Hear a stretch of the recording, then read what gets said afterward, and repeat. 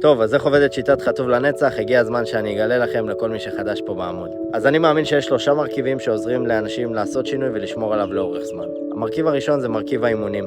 ברמת האימונים זה חייב להיות משהו מותאם שאני יכול לשמור עליו לאורך זמן. זה חייב להיות מתאים לשגרה שלי, לא רק למטרה שלי. בגלל זה אני לא כופה עליכם את מה שעבד לי, אני מתאים את האימונים למה שמתאים לכם. ברמת התזונה, אותו דבר, חייב להיות משהו שאנחנו יכולים להישאר איתו, וזה לא כסיסמה. רוב המאמנים היום נותנים את מה שעבד להם. אני מבין מה נכון לכם, ברמת התזונה, מה אתם כבר רגילים ואוהבים לאכול היום, מה מתוך מה שאתם אוהבים לאכול הוא טוב, ומה הדברים הקטנים שצריך לשנות. ברמת הזהות, זה הפן המנטלי. זה באמת הדבר הכי חשוב בתהליך. רוב המאמנים היום מודדים את התהליך על משקל ועל היקפים. אני אולי היחיד שמודד אתכם על כל פעולה קטנה.